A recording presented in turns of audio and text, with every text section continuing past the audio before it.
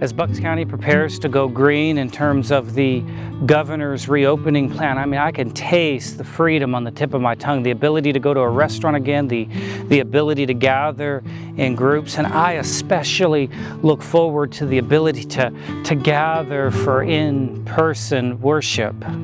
The freedoms that we're about to receive, they are within reach, and we have assembled a task force at Deep Run to begin thinking through a plan for reopening our church building. I cannot wait for that freedom. But as we begin to think through all the necessary factors in a reopening plan for our building, we are reminded in Paul's letter to the Galatians that freedom is not meant as an opportunity for self-indulgence. We are called to freedom, but not so that we can indulge ourselves, not so we can think only about ourselves, but so that we might love and serve one another. You see, it's important to know that nothing we have is ever really free. Just like the founding of our nation, the freedoms we are about to enjoy have been a long, hard fight against a virus that has claimed the lives of over 100,000 fellow Americans in just 3 months, and thousands more precious souls across the world. Freedoms aren't really free. The freedoms we're about to enjoy have been won through the essential workers who have continued to put themselves in danger to ensure that we have access to quality health care and to food supply and to essential services like trash collection and electricity. Freedom always costs someone something. As I was helping my mother with the planning of my stepfather's funeral a few weeks ago, the director of the funeral home was telling my mother that certain things that she wanted for the funeral were quote unquote free. And my mom was so happy to hear that, but I did a little digging. Now, don't get me wrong, I appreciate the sympathy and compassion of funeral directors. I really do. But as I dug into the charges from the funeral home, the things that were supposedly free were actually all included in the packaged price from the funeral home. Those things weren't free. We paid for them whether we wanted them or not. It was in their fees because, friends, nothing is ever really free. Nothing. Not even God's love. It may be free to us. It is God's gift, and God gives it unconditionally, but it costs God something. Though it has been ours from the foundations of the world, we would not receive it. And so in order to show us that it truly is a gift, it cost God the blood and sweat and tears that Jesus suffered on the cross in order to model that gift for us.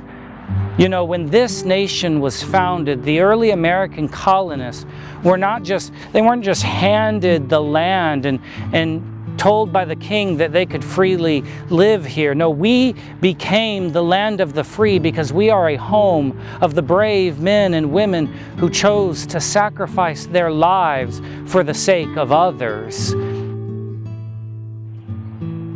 We're a land of the free because of those who died to serve others. We are a land of the free because of those who continue each day to sacrifice their own health and safety to serve neighbors. Our men and women in uniform and first responders and healthcare professionals and essential employees like grocery clerks and truck drivers. Paul's letter to the Galatians instructs us to not use our freedom for self-indulgence, but through love to become slaves or servants to one another. Our freedoms that we find in Christ is meant to be used to love our neighbors as we love ourselves. Our freedoms that we enjoy are an opportunity for selfless service, not for selfish gain.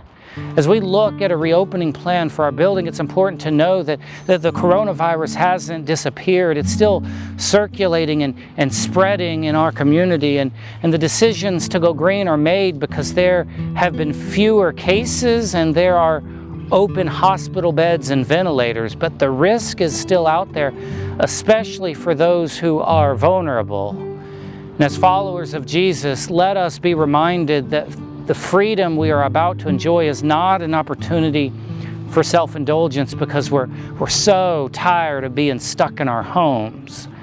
No, it's yet another invitation to selflessly serve with our neighbors in need. Let it be an opportunity for us to be concerned about our neighbors' well-being as we make plans to reopen our buildings for public worship and for programming. The guidelines from public health officials encourage us to continue, even in the green phase, to practice physical distancing and to wash our hands often and to wear masks, not just for our own protection, but for the protection of others.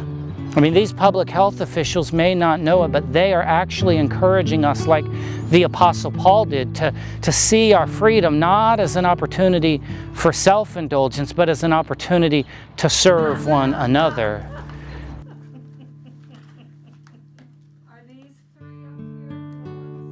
Let us use this as an opportunity to model for our community what it can look like when we make changes in the way we do church, because we are concerned about the health and safety of each person. Let us not complain because things at church may be a little different. I mean, we may not sing as much or at all for a little while. We might not hug, and I, as the pastor, might not shake your hand. Let us model for our neighbors that we love each one of them, especially those who are most vulnerable, so that they can see that we are willing to change so that we can truly be safe and sacred space.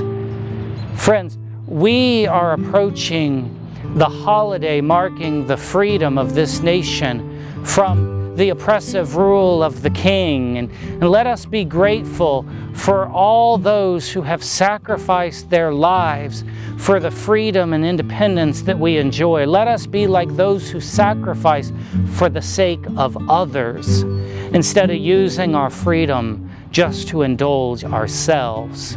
Because friends, remember, I mean, nothing is ever really free. It always costs somebody something, even God.